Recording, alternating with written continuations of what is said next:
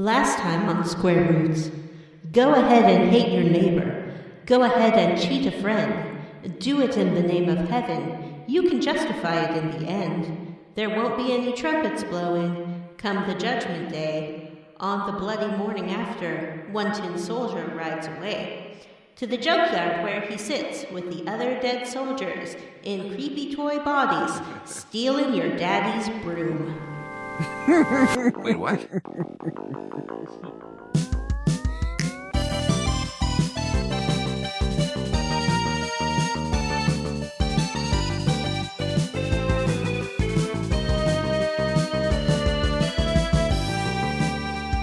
Hey everyone, and welcome to Square Roots, the classic RPG podcast. My name is Jim Banks. I am joined by Matthew Van Zandt. Hello? John Lumina Brandon. Lumina.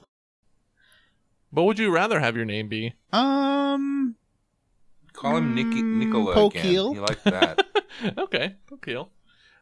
Yay. And Vanessa. I'm Vanessa. And this is a podcast where we play and talk about your favorite classic RPGs like Legend of Mana. Yay. Content warning.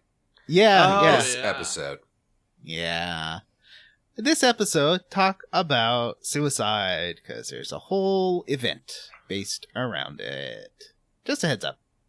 Wow. I don't know if it was Vanessa or one of Vanessa's friends called this game Cozy. Did we talk It was about on that our last Facebook episode? I called it Cozy last week. Oh, it was Matt. Oh, okay. No, I also saw a listener. Thank you for independent of calling that. me one of Vanessa's friends. Yeah, I well, you know. feel Friends. so honored.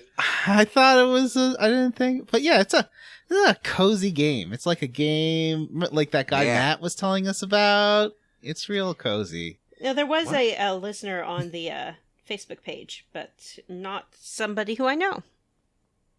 Oh. We have female listeners who aren't just my friends, Oh my gosh. believe it or not. I didn't just know it assume was that a Vanessa woman. knows all of the didn't know it- women in the group. Ladies all Van- know each other. So Vanessa said someone Wow. called this game cozy. I didn't know it was a woman. Jeez. Don't cancel me for this. There's so many other things you can cancel me for. I know. He's got "fuck you" carved into his, shaved into his mustache. It's so disturbing. Yeah. It's Looks true. pretty Yeah. cool. Yeah. He's got He's got like a bodyguard of some sort behind him. Yeah. No, that's not a bodyguard. It looks like a bodyguard. Is that not a bodyguard behind you? It's a Julio. Oh, it's a listener Julio. Julio? It is, well, I wouldn't call him listener, but Oh, he Julio's doesn't here. listen to the show. Good to know. Say hello to everyone, Julio. Hi, Julio. Hey, Julio. Thank you for participating in our Facebook group so much. We appreciate your comments and we like talking to you. We don't blame you if you don't listen to the show. Facebook group so much. We appreciate your comments. He likes commenting on things. He is playing Forza Horizon 4 on Oh. Xbox. And that's how Fun. Julio leveled up. Hey, speaking of that, how'd you guys level up? Well, I think the first thing I did was talk about what this show is about. I already did that. I Yep. don't think you I did. did. Come on. No, he definitely guys. did. Because he called it one of his favorite RPGs. I'm digging this game. Yeah, This me is a fun too. game. It's sort of a It slow is burn, isn't it? Like if you were giving it a rating out of 10 though, I feel like you have to knock off 4 points for being such a fucking mess to just get through. You know?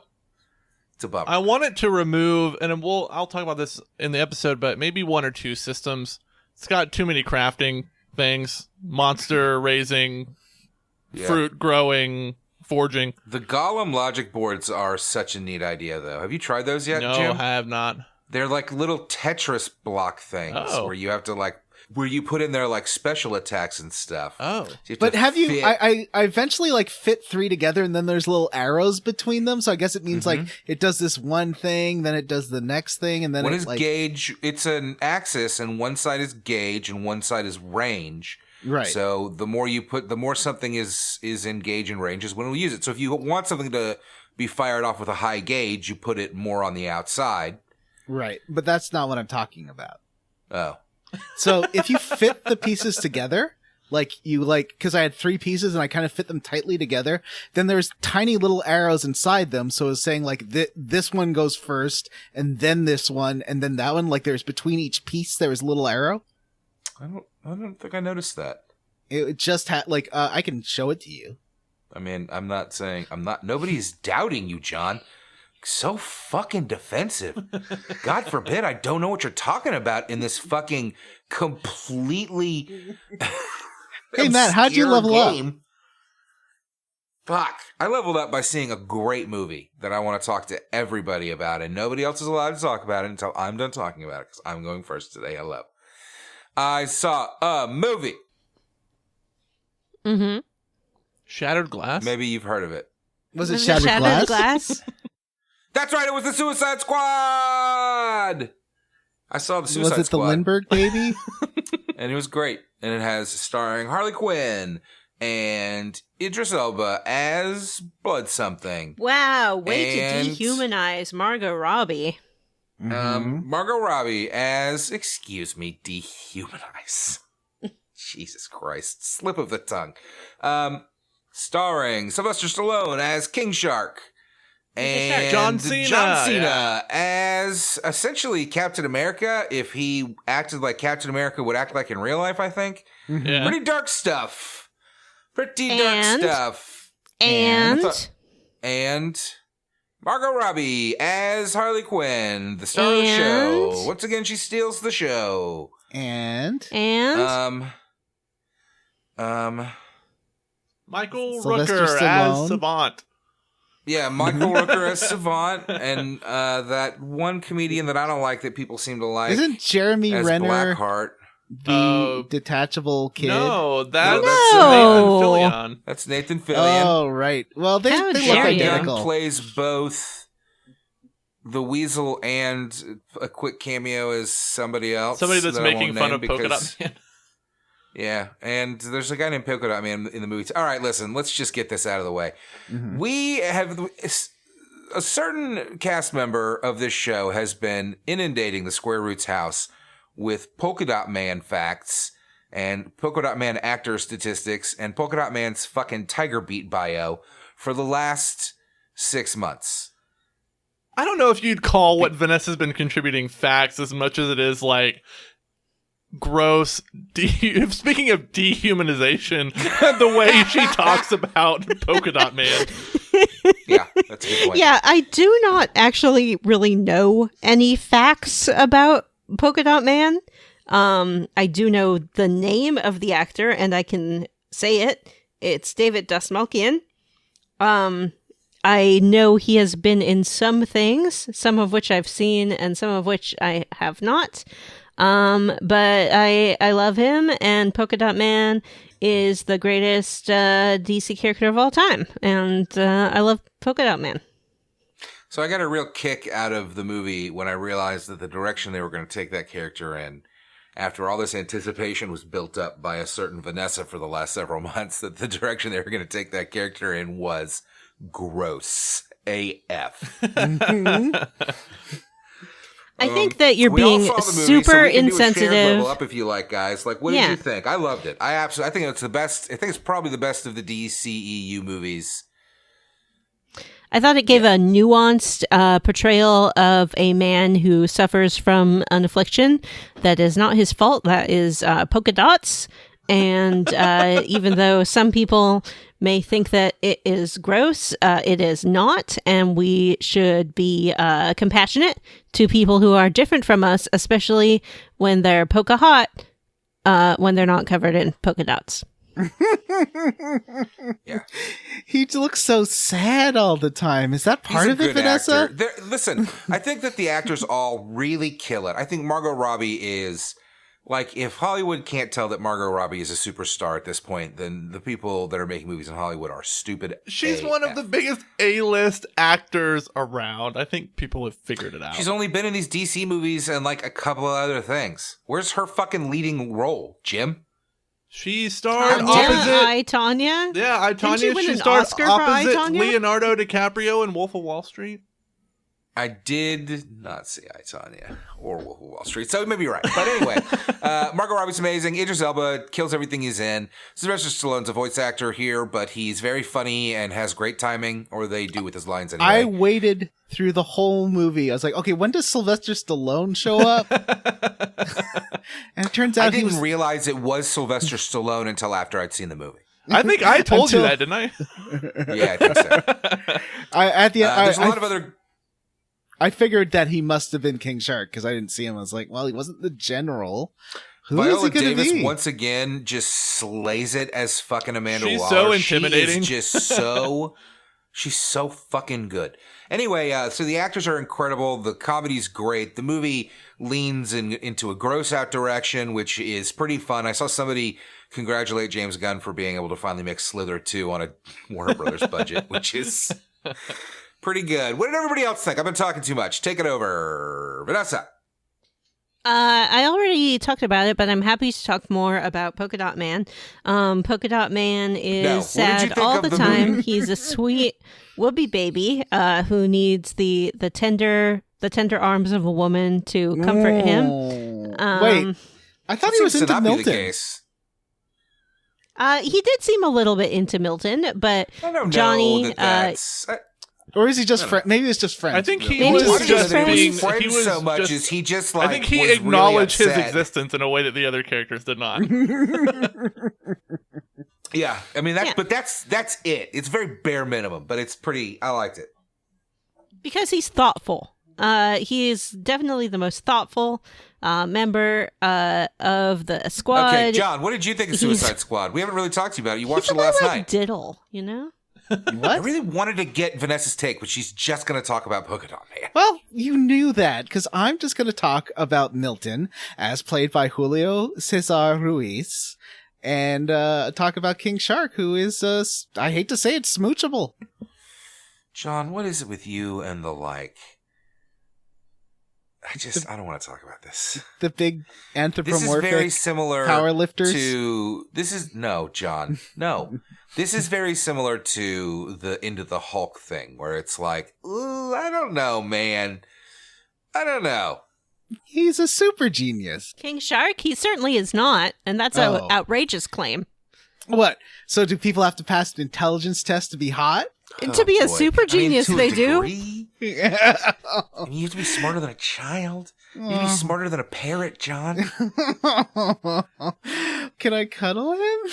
All right. Anyway, Jim, what did you think? I thought it was great. I agree with Vanessa in the sense that I thought Polka Dot Man was kind of a standout. Also, John Cena was really great. A lot more confident in this movie than he's been in a lot of his other movies. And he's so funny.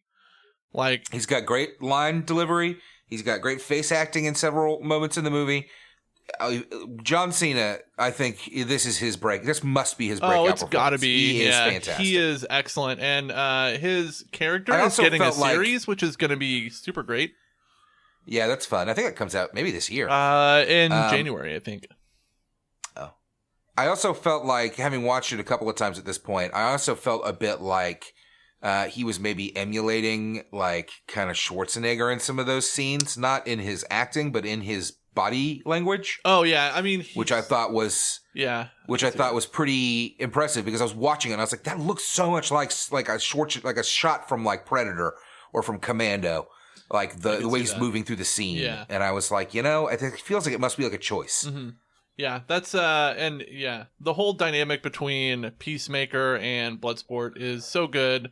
They're like that scene where they're competing over like sneaking into the camp and it's so good. I loved it. Yeah. We don't want to spoil too much, but I would love to have a big spoiler conversation about it, but apparently that's not in the cards right now. So just came out. Let's just say go watch The Suicide Squad. Does anybody have anything that they want to level up with outside of The Suicide Squad? Let's see. What did I do this week? I've been playing. Well, see, yeah, I've been playing another game, but that will be talked about in this month's bonus. So, that game's been great. Oh, that's what we're doing for the bonus? Yeah, Adventure of Mana / whichever one you want to play. Final Fantasy Adventure, Adventure of Mana, or Sword of Mana.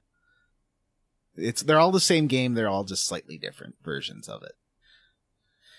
Adventure, or Sword of Mana, though, you can play as the girl, and it has a totally different plot if you do, which is pretty neat. Yeah. So it's like there's 2 paths through it, basically. I don't know. Have I done? I'm trying to think of. I must have played or watched something. I'm halfway through Odd Taxi. That show's really good. It is a mystery, sort of like slice of life, thing with anthropomorphic animal dudes in Tokyo, and they're all. I think they're in Tokyo, and they're all like middle-aged, so it's sort of not your standard anime tropes at all. And it's sort of about people like trying to figure out what to do with their lives and trauma and careers, but there's a mystery going on. I really recommend. The writing is so sharp. It's so funny. It's like all the characters are adorable and fun. It's not dark. Like it's not, I mean, it's a little dark, but it's definitely, there's lots of joy and hopefulness in it. So, yeah, Odd Taxi. I know I've talked about it before, but I'm really liking it. Vanessa, is there anything else that you did? Yeah, I saw a movie called Teacher. I saw a movie called Prisoners, and I saw a movie called The Dark Knight. Those are all films of David Dastmalchian, so check them out wherever movies are shown. You got a real Dastmalchian binge, huh? Well, that was more of a level up classic. I'm not going to say that my like Criterion collection of experiences is complete, but it's getting there, you know, maybe someday. Or maybe I'll just watch Suicide Squad again. It was pretty good. Mm-hmm. I realized I played up to the boss, Vanessa, but I forgot to kill the boss, so I'm a little distracted right now. Oh, I see. Jim, what about you and rock and roll? Oh, yeah. I was actually just going to stick to Suicide Squad, but now that you mention it, I had forgotten about that. I went to Chicago and attended a music festival called Lollapalooza. I actually was only at Lollapalooza over the 4 days, maybe a combined 8 to 10 hours. I went there, saw the shows that I wanted to see, and then didn't hang around because there was a lot of crowds and that whole Delta variant thing going around. Otherwise, I spent some fun times in downtown Chicago, and I got to visit with my 2 older sisters, which was fun. And my traveling to and from there was an absolute nightmare. I think between the 2 trips, probably 20 hours worth of flight delays. Jeez. Which sucked. But yeah, that's how I leveled up. 20 hours of that is awful. It was the worst. Didn't it take 2 days to get your luggage? Yeah. Too? On the way there, we got on the plane and everything was going so smooth. And then they're like, whoops, there's too much fuel in the plane. We got to pump some out. And that was the beginning of a 12-hour flight delay. It sucked.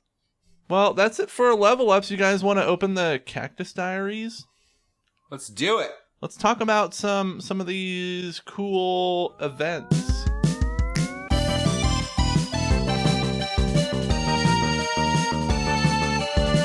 2 torches, if you wanna fly, so go ahead now. If 2 torches. Torchy him or torchy me. I'm the one who torch you, baby. Can't you see? I ain't got no torches or a family torch. Tree. But I'm the one who shows you what a torch can be. I'm the one who shows you what a torch can be. If you want to torchy, just torch. So 2 torches starts at Gato Grottos. You have to go back to the Temple of Healing. Oh, yeah. And go to the Dream Weaving Room. Yeah. I believe it can get me through the night. I don't really remember what was said between Scott and Matilda, but there's like a cutscene. Matilda's in there. She is ailing. She's a old lady, and Scott is a young man, and he yells at her for being old. He yells at her for some demon who he believes has made her old. Irwin, of course. Oh, yeah. The most Irwin. demonic name. Now you remember Iskad was the one who killed all the fairies in that one of the weird events. He was just last like time. straight up slaughtering fairies. Oh Like, man, "What's that up? was. I just Scott?" played that today. Holy cow! Yeah, To he be fair, sucks. though, the fairies in this game are fucking evil as shit. Yeah, they're really rude. One of my favorite things in this game so far is when you kill certain enemies and they explode into a shower of bones.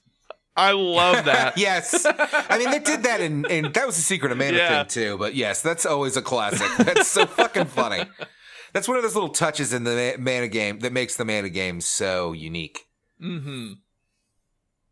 So Iskad was doing what? Well, Matilda, Iskad, and who's the other one? Dana? Yeah. Dana's like Yeah, the... Diana. Dana? They all grew up together? Yeah, they all knew each other. Well, no, not Diana is younger than the other two, but Erwin, what was his name? Edgar? No, Erwin. Eskal. Erwin and No, the other Iskad. And so Yeah, Eskad, that's Erwin, right. and Matilda grew up together. But And Matilda, she really it's like, is like something's wrong. Like she was young. Well, yeah, she she's says the that same age. Erwin sucked out her elemental energy, or stole it. She didn't say sucked Yeah, out. Sucked her. in Starcross Lovers, we see it. Yeah, right? yeah. That's where we see. So It's just mentioned in we'll find out. passing here. Yeah, they mentioned that Erwin stole her power and it aged her prematurely. Mhm. But yeah, so there's some history between all three of them, and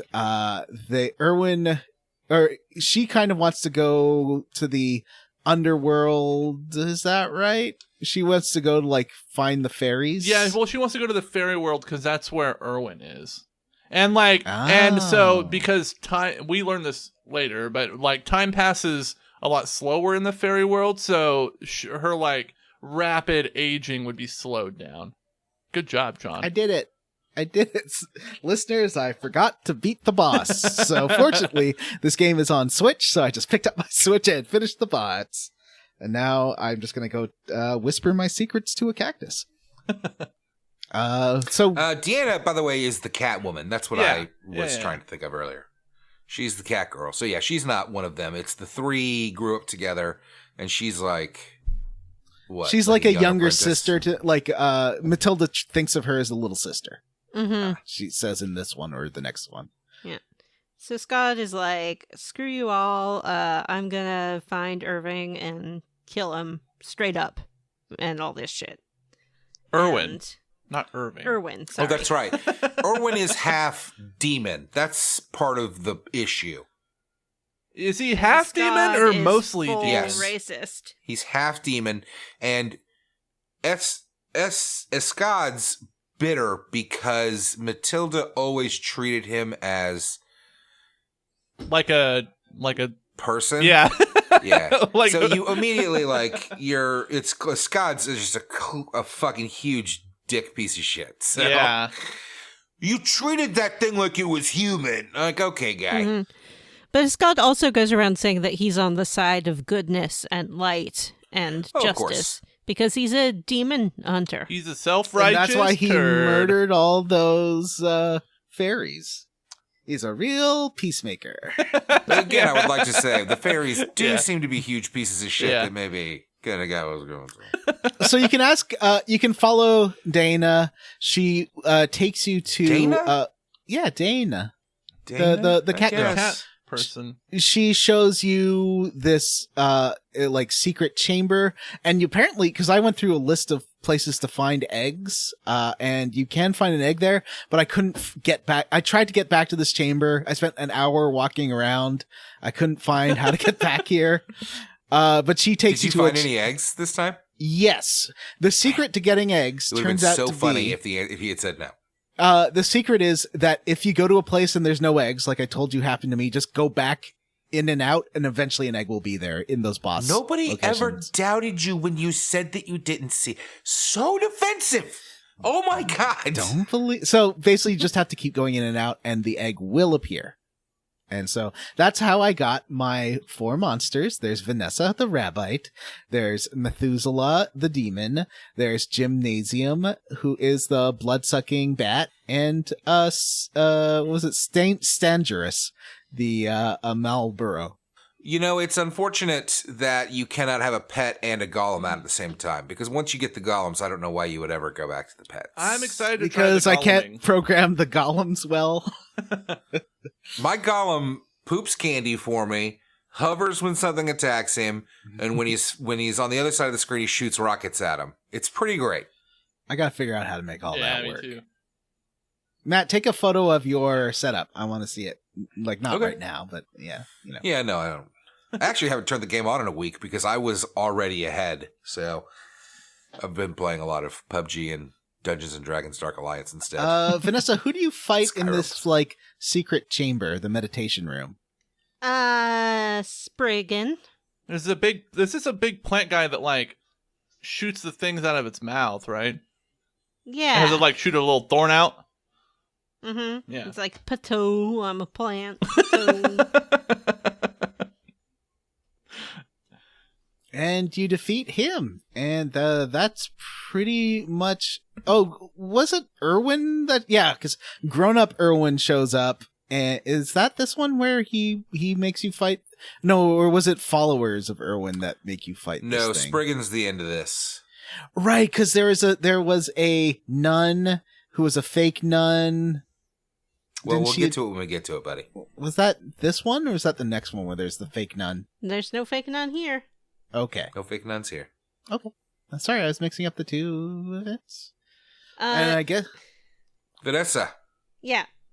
what happens next? So this is a continuation then of this story. Dana runs off to find Irwin, and she's like, "I'm gonna get that son of a bitch, Irwin, and he sucks, so I'm going after him." And so then you go after Dana, and you head to Lake Kilma, which is where the penguins lived. Pinglings, yeah. Yeah, penguins. And then we run after Dana, but instead we find the Boreal Hound. Ooh, this was the hardest boss of the Junker, I think. Really? Yeah. I don't remember which one this was. I'm going to have to look him up. He's a Almost all of these bosses can be defeated by, like, hiding in a corner if you're low on health and letting your That's exactly friends what I do. attack. But Because like they basically, almost none of their attacks hit you in corners. yeah, Like the top right. and you can usually get really close to their Ooh, bodies, it's a kind big of feather like boss. not like you're it's like negative range. You get so close to their bodies and you can attack them and they can't really do anything about it. But this one was like constantly hopping all over and had some pretty big attacks that party wiped me once, and then I beat it the second time. But I was like, dang, this is one of the harder bosses. I expected them to get harder after this, and they did not. They got way easier. But Dana does join you on this one. You do get to talk to Tote. I used this opportunity to bring Bud with me so that he can meet with Tote, since Tote is one of the wisdoms. Tote is one of the wisdoms. He is a big old dumb turtle. But he's Roger, a Roger. wisdom, I guess. Vanessa sounds like why do you she's in sound a like well. a robot? Yeah.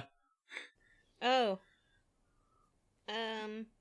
I don't know. What were you doing just now? Well, now you don't sound like in a well because you sat up or whatever you just did.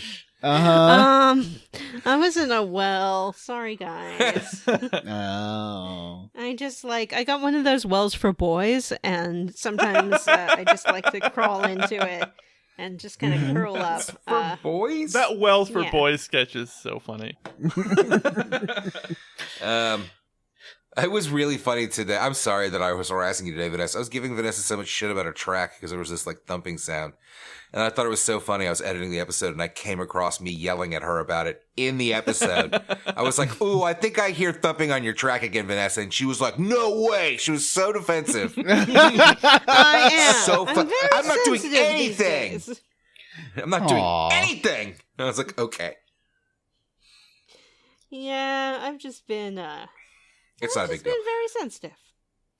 At one point now, so Irwin wants Dana to be on his side, Yeah, he his does. side being the Or no, sorry, not. I think you can kind of guide this too. It gives you the choice. You can side with Erwin, right?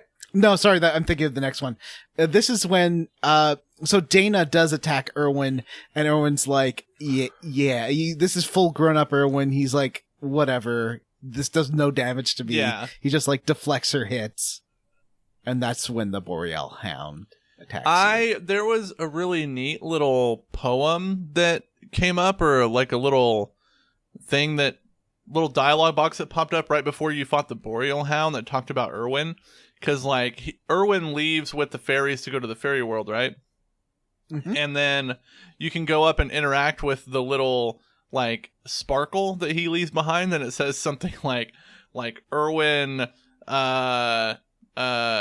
cast light on our shadows, and he's going to begin eternity. There's a really neat little thing there that I wish it would Oh. expand upon, but it was a neat little dialogue.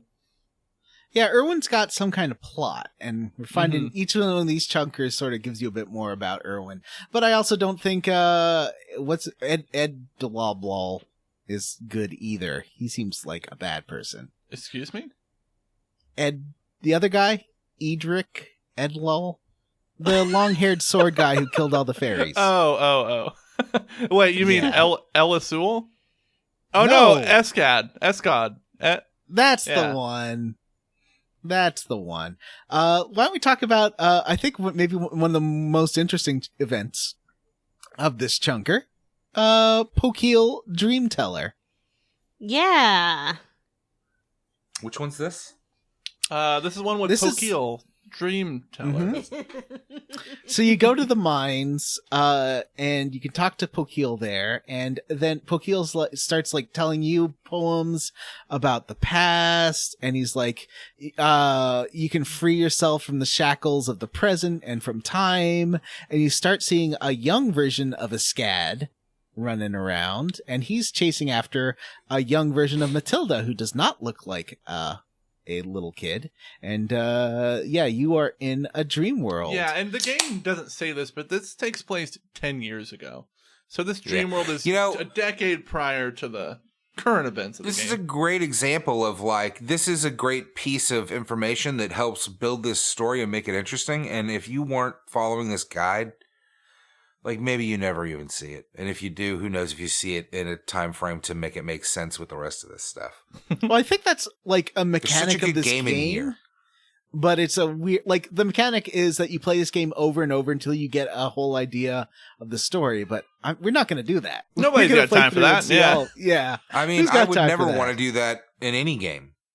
That sounds terrible. Like, I'm I- sorry, but that's just not me. It's actually And I like, love mana games, and I want to play this game. So it kind of aggravates me that it feels like it is almost like intentionally pushing me away and being like, don't play this. it's a mechanic in a game that Vanessa, or two games Vanessa and I love, but the game itself is they're short, the Laura Bow games, they're mysteries, and each time you play through you can like catch more and more different scenes, and if you're in the right place at the right time to sort of explain all the backstories of each character, and I really like that. Like, but it's such a short game, and this was in the 90s when I was, a teenager and had time to play through a game 50 times until I got it perfect. Huh. I've never heard of that. Yeah, they were just fun mystery games. You've Yeah, surely so heard surprised of it I've because never- we talk about it all the time. I was we going do. to say, I'm surprised. I don't feel like I've ever heard you talk about it, but maybe you We have. talk about it all the time. Yeah, we love Maybe in secret chat, okay? Why Laura don't you Bow. relax? Laura Bow, or did you say Bow or Bow? Jim, does Laura this sound Bow. familiar to you in any way, shape, or Bow. form? Does it sound weird to me? Does it sound familiar or... Yeah, I just played all this today. Oh, my God. It's true. Fucking Jim moving finished the Colonel's Bequest and Dagger of Amun-Ra. Yeah. Oh, not that. Asshole. Jim, you weren't even on the last episode. You know what? I think Jim needs to pilot the rest of this I episode. don't wanna do Jim, what that. happens next? So basically now you're going through the mines, and each each little room of the mind gives you another little scene, and you sort of get a sense of the relationship between Matilda and Erwin. Yeah, I think if you play through the game and miss this is a big one to miss, because it explains like they were childhood friends and they were like besties. Or maybe she even liked him a little bit. But also, like... it seems like it's kind of a love triangle. Yeah, but, like, when Erwin steals her, like, elemental power or whatever, that's a total dick move. That's not something that could be misinterpreted. Well, we're going to get to that later. That's it happens right here. Yeah. Oh, really? Yeah. Yeah, because she's lamenting her fate. She's like, because I have these elemental powers, I have to do this particular job and be this particular thing. And he's like, well, if you didn't have them, you could do whatever you want, right? And she's like, yeah. And then he's like, yoink, doink, doink. Now you can do whatever you want. But he does trick her. He tricks her into summoning her spirit magic, and then he grabs the little spirit guy and then just disappears with it. He grabs it and, like, says a little spell and then disappears. Yeah. He thinks he's freeing her, but doesn't he leave her in the cave to die, though? Well, no. yeah. Well, he leaves her in the cave. Like coming down, right? And Escad shows up. I will never get his name right. But Escad comes in right as he steals her powers, and Escad assumes that he was being attacked. But I don't know. It's a complex situation where I think both Erwin and Escad thought they were doing the right thing, but neither of them really asked or cared about what Matilda wanted or asked for her permission. Yeah.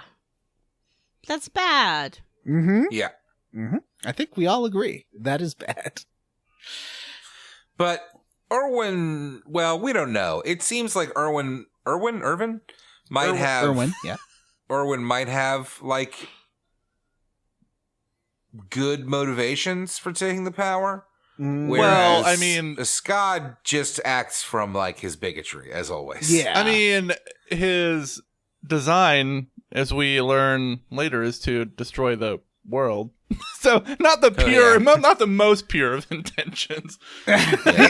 He does seem to have some problems. He's a problematic fade. Yeah. Yeah, but I think he wants to destroy the world because he can't bear the injustice and racism of it, you know? I mean, this game is populated with very racist characters. They're very cute, but most of them are abhorrently racist. They're speciesist. These things are not the same species. But, like, the big fat rabbit guy is, like, Hates racist Spriggans, against, but that's not like, racism, the that's speciesism. Joomies. Everybody's racist against the people Joomies, actually. The humans that are also part rock? I mean, it kind of makes sense. Yeah.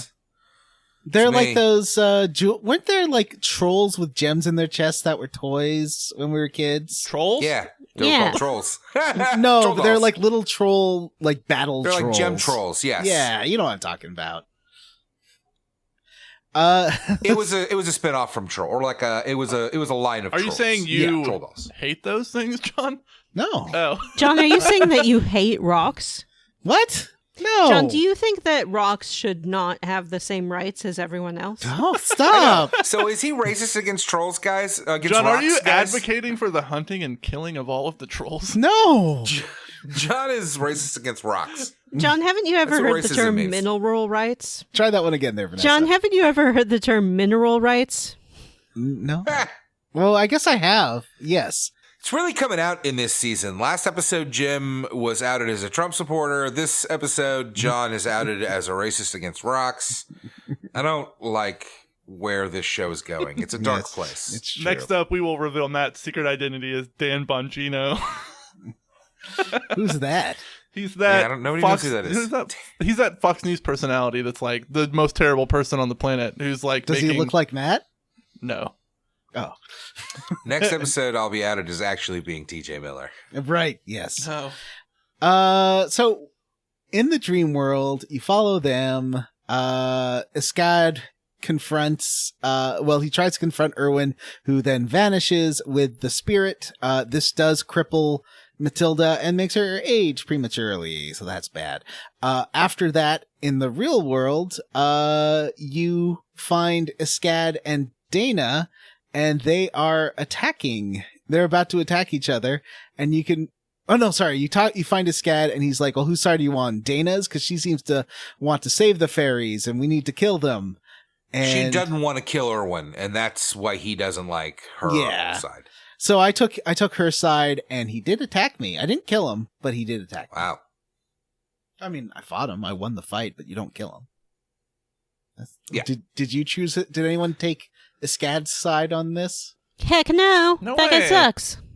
Wow, we're a bunch of fucking dorks. We all chose the same thing. Yeah, I kind of... I was like, maybe I should. I just didn't want to screw up anything later. So, next up, Vanessa. Yes. Star-crossed lovers. This is a very shocking reveal, I think. We are back with Matilda, and she is on her hospice bed, and this mana spirit appears to her. Is that what we want to call it? It looks like the wind guy or the light guy, maybe? It is. I think it's the same guy as the Jinn from Secret of Mana. I think it's the same kind of, isn't it? Because it's a wind spirit. He looks a lot like it. He's a puffy bloom boy. And he's like, "What's up? I see that you're dying, but I wouldn't worry about it because you're going to be the 7th wisdom." Mm-hmm. And she's like, what? He's like, there are like 6 wisdoms, but there should be 7, so that's going to be you. Okay, bye. Can I ask you a question really quick? Uh-huh. What is a wisdom? Well, a wisdom it's weird, right? It's sort of it's like sometimes a rock and sometimes a rock and a turtle and it's sometimes a Yeah, turtle. there's a rock and a turtle. Or like a dog that sits on a throne Or in like the jungle. The spinny-armed floaty guy that lives in hell. Yeah, something that live in hell. And it be very wise. They basically just like spout stuff from like an old farmer's almanac. Yeah. They're like, looks like it's gonna be rain this year, so you're gonna want to plant your potatoes. Remember to be grateful for when you eat supper. Yeah, when you sit down to the table with things you've grown from your own land with your own 2 hands, you'll never taste a sweeter carrot than that.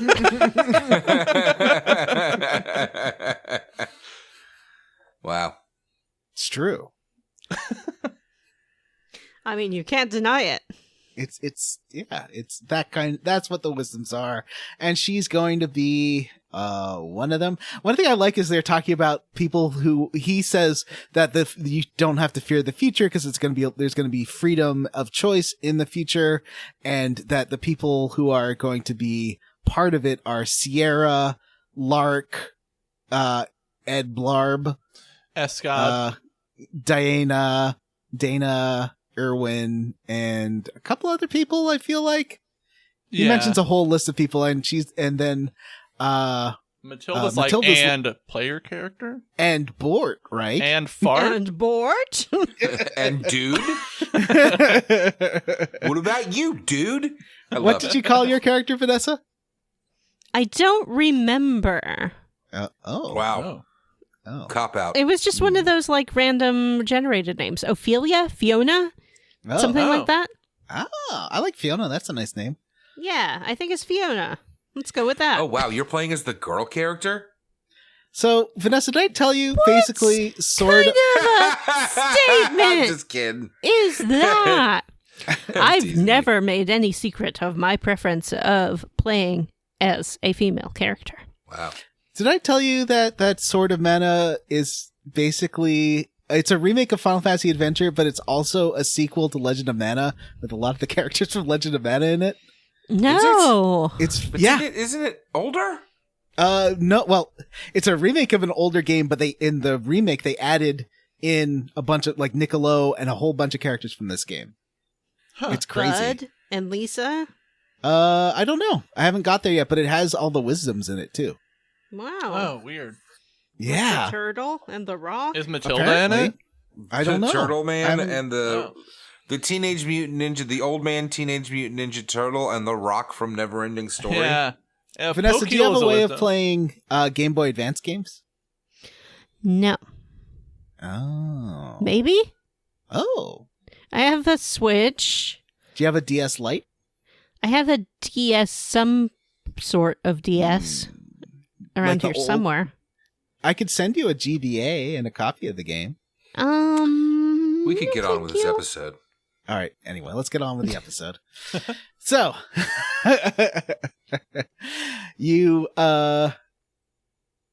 so the next one, so in Star-Crossed Lovers, this So- is, what happens in this one? Oh, right. Vanessa, what happens in this one? Well, Matilda finds out she's going to be a wisdom, Mhm. right? And then she's laying there, and a bunch of people like storm into her room. Escod comes in and says that like she does something, and we warp away. Matilda says a spell and warps everyone Yeah. away. Yeah, she's like, get the heck out of here, everybody. I hate you all. Yeah. She does warp So- you over to the ruins. Yeah, and so she warps everyone to the ruins. It cuts to Matilda just like laying by herself in this courtyard, and she sees Erwin. Erwin says something to her and then walks up the steps, and she follows him. Mhm. Yeah. And then it cuts to us. Every time we come to these, I hate these ruins. These ruins suck. Navigating these ruins is a nightmare. Like, I understand how the gates work. Don't tell me, oh, the gates, they're the ones that open are But the they're ones that annoying. you talk It's to. so but it's- time consuming to fucking open and close the gates. Mhm. and it's just, there's no, like, obvious way to get back to the start. Oh, I know. Yeah. Like, you just have to remember how to get there. And all the area, there's like 3 types of areas, and they all look alike. It's one of those 3 Yeah. tile sets of areas. Yeah, so you get out of the basement where you teleported in, and you go upstairs. Oh, you gotta hey, like really quick. Mhm. I don't know if you guys are running into the same thing that I am in this game, but none of the enemies that are on any of the screens attack me. Yeah, that happened to me. It's because you turned off encounters accidentally in that the minus menu. Oh, okay. So I need to go back and turn those on. Yes. Okay. Because I was like, why aren't the enemies attacked? Yeah. Because it's so easy to. It's basically the cursor lands on there, or you have to like go over it, and the switch cursor is just really touchy. Mm. Oh, I must turned have done on- that Do you need the accident. encounters on? Can you get through the game just fighting the bosses? Yeah, that's no. it. That's what I've done. Like, and it's still like every time you need to do an encounter, like there's one in an earlier event that triggers like a guy that casts a spell on you. You can like you still do those and like those enemy encounters, but the ones where the enemies are just kind of sitting around the map, you don't do any of those. So if you But want to like go surely you'll grab be You know like what I'm so saying? under-leveled. But what about the bosses? But I am still Yeah. absolutely wrecking every boss. Like the Boreal Hound, it killed me once, but I'm shredding every single boss. Like I have a spear that does like 47 damage or What? like How'd you 47 get attack that? power. Where'd you get that thing? I was given like a piece of platinum and I made a spear out of it, and it destroys like when I do one of my abilities, it takes off over 1 full health bar. Whenever I try to make a weapon, it's always like, oh, you made this weapon, congrats, it does 11 damage. I'm like, what? Come on. Yeah, I got one that's like 47. But what you want to do is buff the weapons, and there's like ways to do that where you can put status effects on them or the bonuses on tempering, them. you like I've done a lot of the tempering because that was my punishment for not finishing the last game. Mhm. And it doesn't seem to do anything, but now that It does. I've gotten the those coins that you get from like the wisps and the gin and stuff, you can use those, and that adds elemental stuff to the weapons, I think. I mean, other things will too. Like a spiny carrot will add a dryad elemental to your weapon. I keep Like you can. I keep like tempering my stuff with like zombie claws and poison There's only whatever. like 3 slots. The weapon only has like 3 slots, or there's like a 4th invisible slot, but I don't really understand how that works. But the weapon only shows 3 slots, and things will move in and out of there. What's a so slot? you can, I know what a slot like is. either the weapon has like an elemental buff, or I'll it bet can you do. have like a dryad, or it can have. There's a few mystic powers. Like one of the mystic powers is sharing experience with your whole party. Like you have a ring that does that. But there's other mystic powers similar to that where it's like everybody gets this, or everybody has this resistance, and you want to, or you have this resistance, and you want to add those mystic powers to your sword Interesting. Yeah, or your weapon. like I've done it, but I don't know. I don't really know where to look for where the changes could possibly happen. It's in the so stats. complicated. It's very Because it's hard all to about. find. It's like lining things up. It's like using this and then using this and then using this. We'll do this. See, I haven't. I guess. But sometimes it's like a card will just like you'll just. Yeah, it's. Maybe I should did experiment it, but more. It's but a pain. yeah, like I made that spear, and my stats went up so much that like I am just destroying. Like their health just like melts away. Like it's crazy how powerful it is. Anyway, where were we? Oh yeah, sorry, Starcross. John, you were walking. Yeah, us so through. I think I'm just underpowered right now. I'll have to see if I can get some platinum. There's a guy you can buy medals from in Lumina. I think? Man, but like they're so expensive. They're like 9,000 gold. Like who has 9,000 gold in this game? I get like 100 from every boss encounter. I ended because I get lost so often. I end up having 10,000 gold. A lot really? Of the time. Oh man, Yeah. maybe I need to turn encounters back on so I can Probably actually get some gold. So when the encounters are off, they're there, but they just sit there? They're there, Yeah. but they just sit because like all those enemies have like a dormant state before they like start Right. attacking you. They never go out of that dormant state.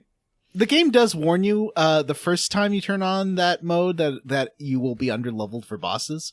So, but it's Oh, good really? for like if you go through, if you just need to like go through to grab an egg or something, it's useful. Like that way you don't have to fight your way through.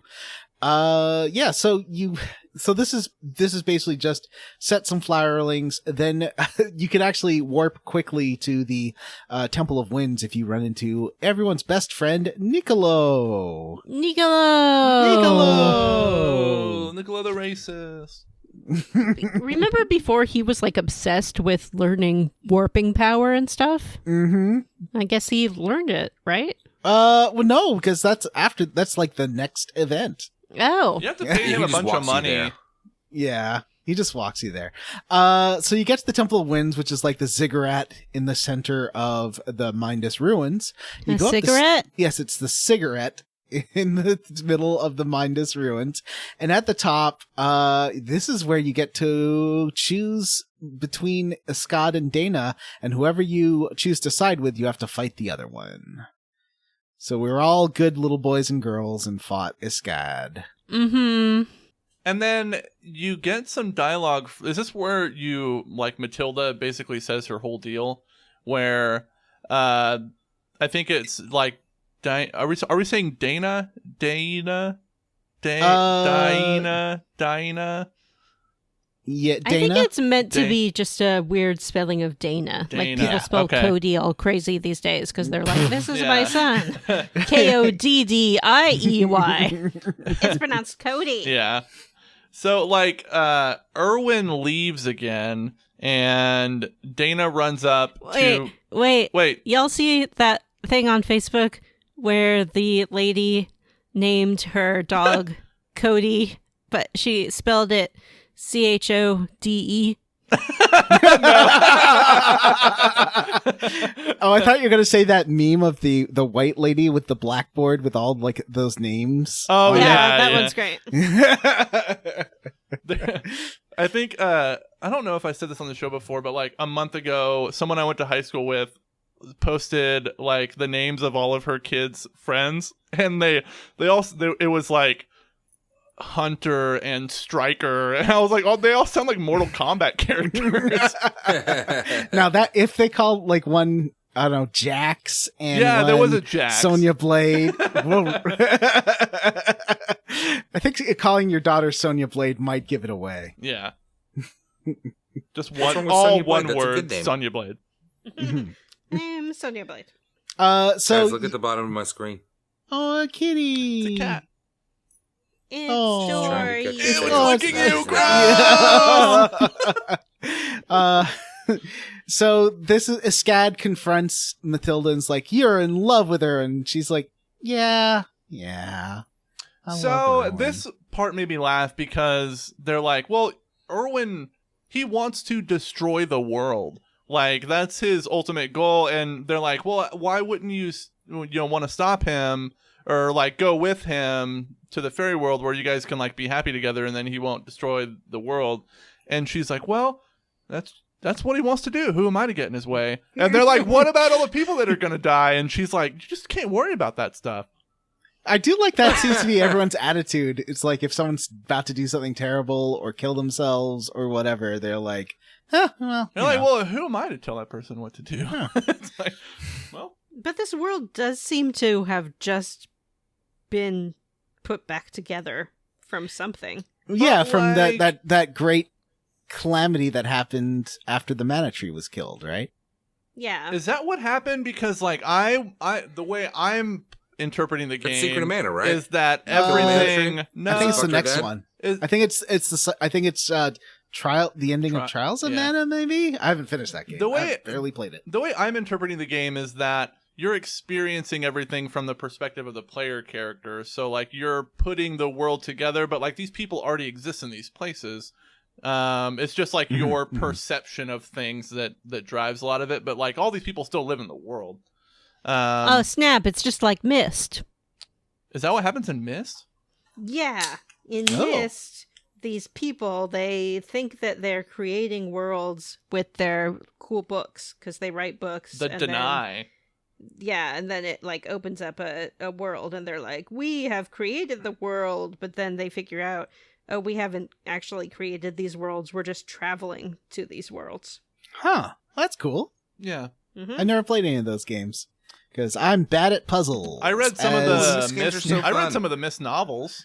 They were pretty Watch good. Yeah, watch me our 11th hour stream to see how bad at puzzles I really am. I don't think Myst has puzzles like 11th Hour. I don't know. I tried it once and I was terrible at it. Myst definitely did not have like fucking 400 part chess puzzles. You remember that? That's when we stopped. When we finally fucking Vanessa tried it so many times. John and Vanessa kept trading back and forth. They couldn't get it.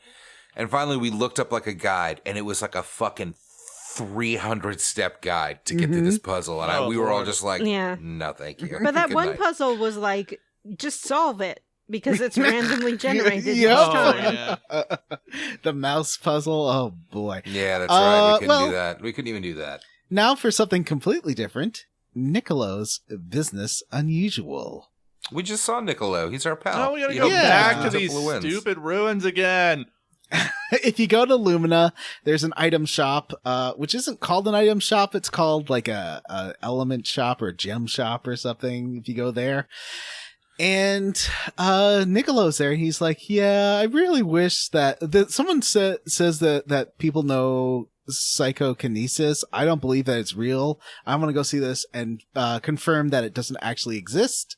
So, let's go to the Mindus Ruins again. So you go through there, and then you finally run Nicolo's it. like a guy who's like, I'm gonna disprove that the world is round. I'm gonna go to this lake and shoot a laser across it, and then the laser will hit the other side, and that will prove that the world is flat. Mm-hmm. I guess it's kind of like that a little bit. And you go and you run into one of these Spriggans who knows psychokinesis. I don't know if it's the same one who's fueled by love. That's Yeah, the one. it is the same one. It's Okay. it's the one that says he'll use his psychokinesis powers and he won't take payment, just your love. So you get there, and then Niccolo he's like, yeah, there he is. He starts chasing after him with little clouds of dust as he chases after the guy. And then the, little Spriggan yells, super psychokinesis, and does disappear in a flash of light. And Niccolo's like, well, that proves it. Psychokinesis doesn't exist because he didn't want to prove it and ran away. Yeah. He was afraid of the truth. Mhm. And then it took me like half an hour to get out of this. Oh level. yeah, This it's was awful. so confusing. Yeah, and like I hate that it makes you backtrack. Like I wanted to punch Niccolo when he's like, "All right, well I'm done here. Take me out Later." And it's like, "Oh man, come on." Yeah. The next one, Vanessa, why don't you tell us about Reach for the Stars? I would love to, because this is the greatest quest in this whole game. This is my favorite one for sure. So, Reach for the Stars, we get a Sand Rose AF, and we put it down and head to this desert area. And there are a bunch of students there. They're actually from the school that Bud and Lisa either dropped out of or were kicked out of. It's not really clear. Yeah, I had because Bud in Wow. my party, and he's like, "Oh, hey, Mrs. What's your name? Kath Kin something? Ninja? Kath Ninja? Kathinja?" Kathinja. Yeah. And she's like, you. Boo. I couldn't So, pronounce the name of the guy that they're looking for, which is like Meph something.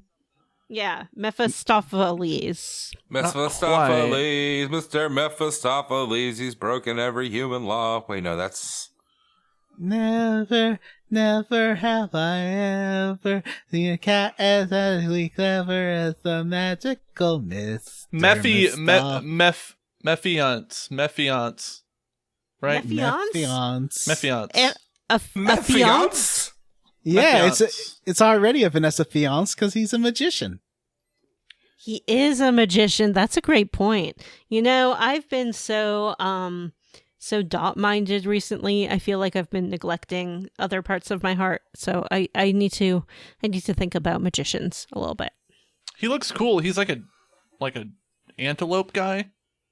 He's got Didn't cool we horns. discuss earlier how Vanessa recently created a shrine to David Copperfield in the Square Roots house? We might have. You know, Yeah, I he's, didn't. he's got little horns. He's got a veil.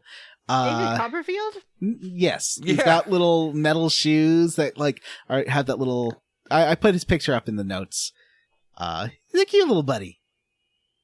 When I was a little girl, maybe 7 or 8, I went to a David Copperfield show, and after the show, he was signing autographs, and he was sitting on this folding table, probably getting it all dirty, and I was in the autograph line, and when I got up there, I was looking at him, and he did give me a wink, and I guess that's where my love of magicians started. The Wow. end. So this one was fun because there's two classes, right? There's Mrs. Kath Ninja, her class, and then there's Mr. Mephistophelies' class. Mephiance. And they're competing. You'd think it would be this deadly rivalry, but it's more like, kids from the school 2 towns over are there, and they're all kind of jerks to the kids from your school. Mm-hmm. Did we describe Miss Kath Ninja? No, we probably should. Kathy Ninja? Kathinja. Can you? I can grab a picture of her if you'd like. I'm looking at one. I guess I could share it, but I won't. It's just from my eyes. She's sort of a snake, like a naga or a medusa kind of thing. Mhm. She has a big mop of hair and then kind of snaky bits that come out of it. And she has a long snaky tail. Mhm. But then she also does have arms with talons and big talony feet. Look like as well. dinosaur, like a T-Rex hand. Yeah. Yeah. But a nice little fun vest shirt. Yeah, I got a cool outfit, nice pants. I Cool do fit like pants. her dyed bangs, her over one eye, Yeah, along with a snake coil over that eye too. Yeah, Mhm. she's got a sassy look. Yeah, she looks great. She looks like a fun Her teacher. ears look like the tail of a snake, which is a weird thing to have for ears. that's true. Yeah, she explains when you encounter her that we have to find Mr. Mephiance. Mephiance. We got to find him because he's going Mephiance? to do something. Well, she says he stole a spell book. So she's Right. like, he stole this spell book from us. We need to get it back. And he says that the spell's going to bring the stars down from the sky and like crush the world or something. Well, he says he's going to use this big cannon there to create his own star, and that will enable him to control the rest of the stars. And then he's going to bring the stars down and destroy the world. Yeah. Yeah. And she is like, why would you do that? This is terrible. And he's just like, it's my lesson.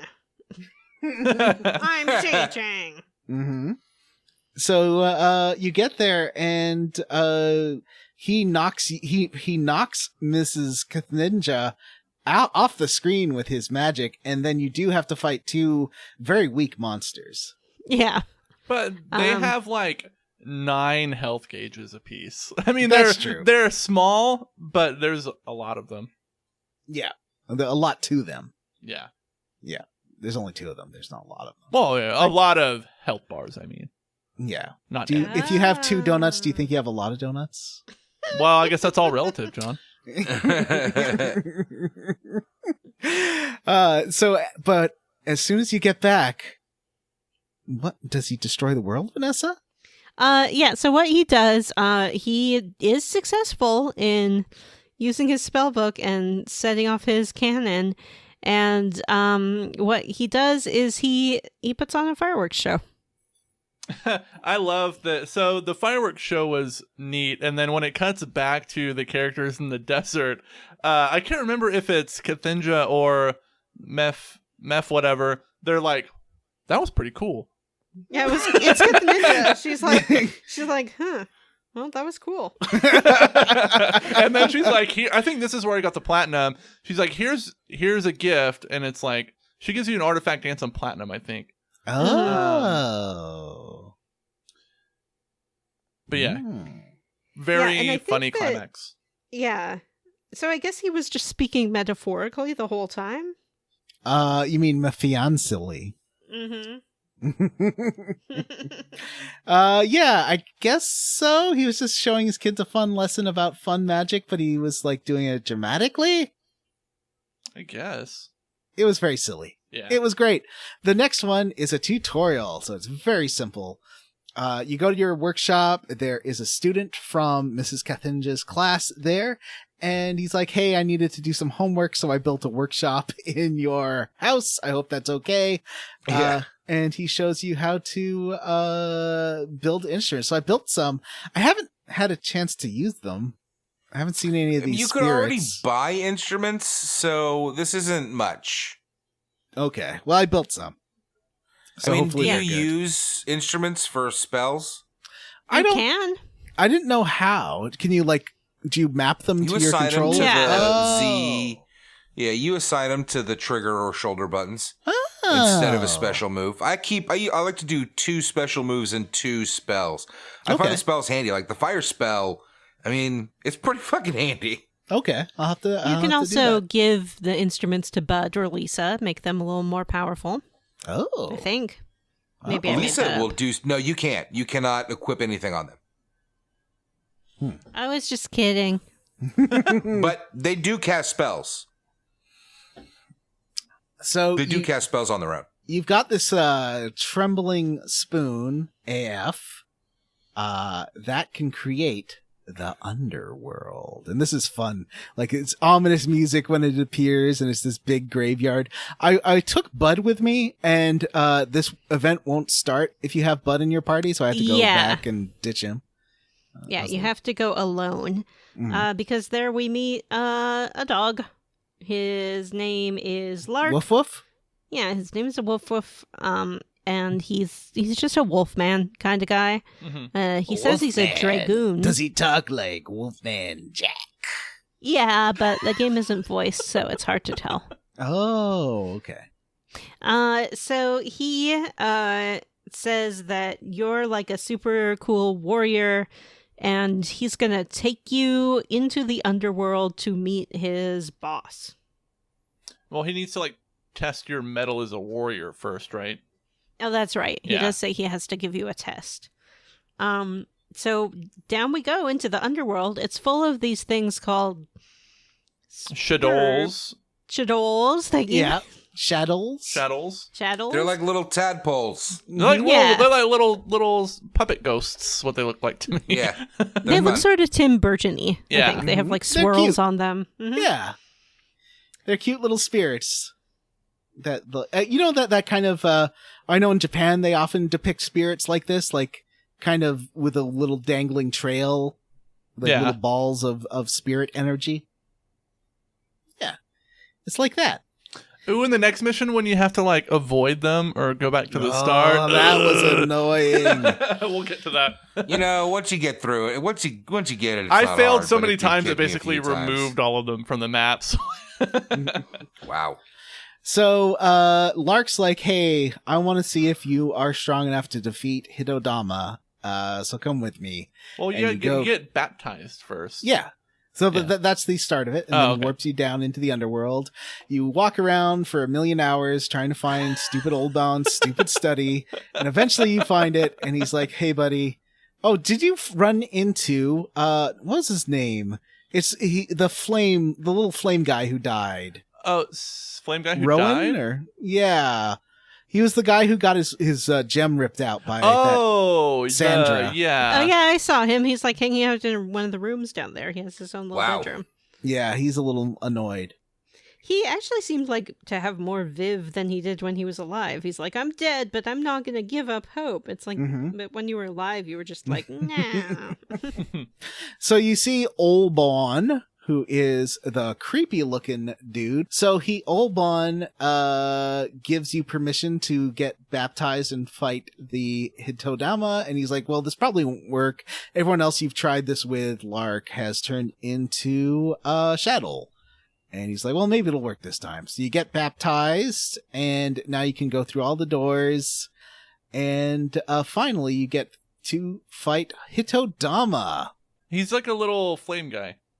Yeah, it's like because those Odama things are in the Shin Megami Tensei games, like they're the ones that are like the two, they form the yin and yang, right? I They're don't know. half of it. I'm ready to talk about Obadan. Obadan has an onion for a head, and on that head he has 3 eyes and a little mouth.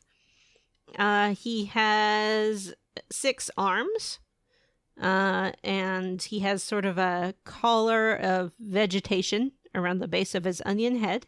Then he wears a cravat with a big brooch on it.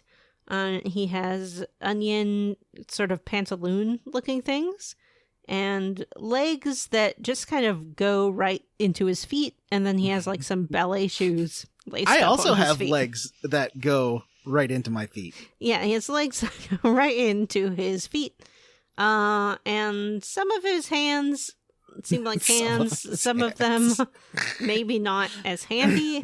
But yeah, he says he's the king of the underworld. He's an onion.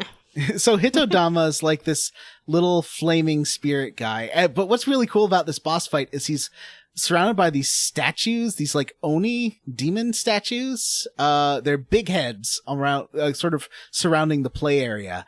And he disappears, and then they start waking up, and their eyes blink, and they will start shooting lasers into the middle of the battle arena. But you could easily avoid it by hiding in the corner. So that's what I did. But I just think this boss looks super cool. Like, this is reminds me a lot of like Revenge of Shinobi or weird like 16-bit boss fights. I thought it was pretty neat. Very imaginative.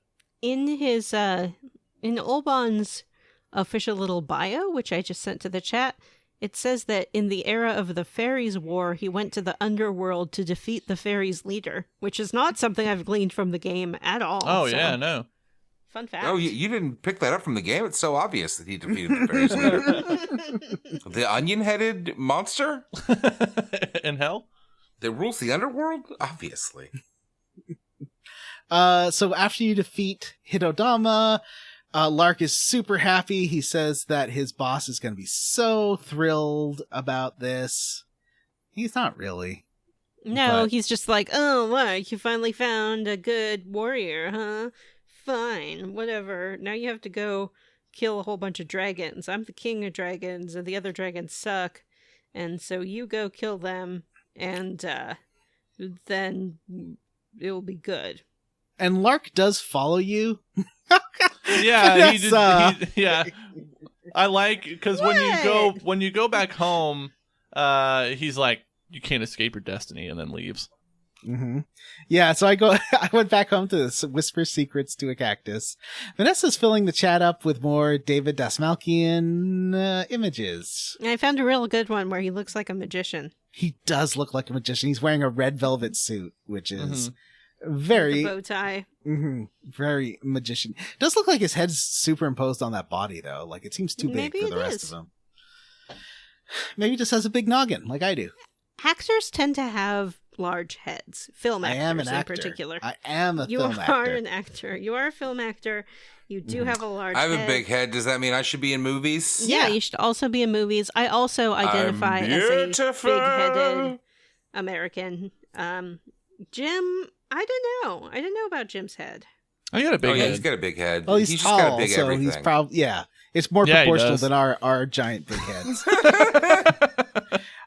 Next quest is the best quest in the game. Diddle had it. Yeah. This is the best quest. This is also our content warning quest. If you wanted to skip ahead through that, just be aware. I'll put This timestamps gets in the dark. show notes. Yeah, and Yeah. to make an obligatory, I think you should leave reference, Diddle in this event is basically Carmine Laguzio when he dresses up as Carl Havoc and decides he doesn't want to be around anymore. Yeah. I got all this shit on my body. Too much fucking shit on me. Anyways. So you go to Lumina and check in with your friends Capella and Diddle. Diddle being the sort of tadpole trapped in a nightmare record player. Record player Contraption? / like pipe organ thing. Yeah. Yeah. And Capella is his monkey performing partner. The juggling monkey. Yeah. And you talk to both of them. Diddle doesn't say anything. He just goes ... There's something, I think you're supposed to interpret something by the way Diddle talks, where he sort of talks in, everyone else's text flows smoothly. Diddle's text Kinda shows up choppy. as like, yeah, choppy. And I don't know what... I interpreted that as him like kind of speaking through gritted teeth talks as he does like later. this. Yeah, where Yeah. he's just like so over talking to Diddle or talking to whatever the other guy's Capella. name is. Capella, yeah. Maybe his record is skipping. Oh! So you do talk to them. They don't really say anything. You go back and then Diddle, you leave, come back, Diddle just walks out. And Capella's like, where are you going? And he's like, I'm done. I don't like doing this anymore. This sucks. I don't like our shows. This is awful. I want to leave. He's like, I'm tired of seeing you smile all the time. Even when you're not happy, Like, you're The smiling. world sucks. It's full of people that hurt you. There's no reason to smile ever. I don't want to be around anymore. I'm tired of Diddle being is a fucking abomination, though. Like, it's, a nightmare tadpole trapped in a record player. And he does leave, and as soon as you leave Lumina, the town is surrounded by shadows who do I thought he should. float. What? What? What? What? He said, I thought he should. I thought he should what? Oh. I think he should leave. That's what I was gonna say. Oh. So he does leave, and then he gets abducted by these shadows who like grab him, and they see how unhappy he is, and they're like, one of us, and they do take him to the underworld. So you gotta follow him there. Capella is there. And also Lark was there, and I kind of had to walk around him because I was like, not right now, Lark. I got other stuff to leave do. me alone. And also, Pokhill is in the underworld, and the guide we're following said, don't talk to Pokhill. If you talk to Pokhill, you could fail this event. And I guess Diddle is just there forever then. Yeah. So you get there, and they say, well, you can leave, but if you touch Shadow, you'll get sent back to the beginning. So it's like this challenge.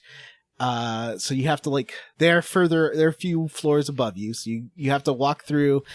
I wouldn't call it, what would you call this? It's a mini game. It's like a, Yeah, it is It's almost like a challenging. I found stealth it game. challenging as well. Mhm. And I take umbrage with you making fun of Jim for finding it challenging because it was. what? No, I Oh, found it Matt challenging did. too. That was Matt. Oh. But like, yeah, I failed this so many times that it like reduced the number of shadows on the screen by like 80%. Well, So- I accidentally like walked in to the screen and like I kept just walking into a shadow as soon as it loaded. Mhm. So that happened to be a lot. But eventually I made it through. There's like disappearing ones but they're still there even though you can't see them.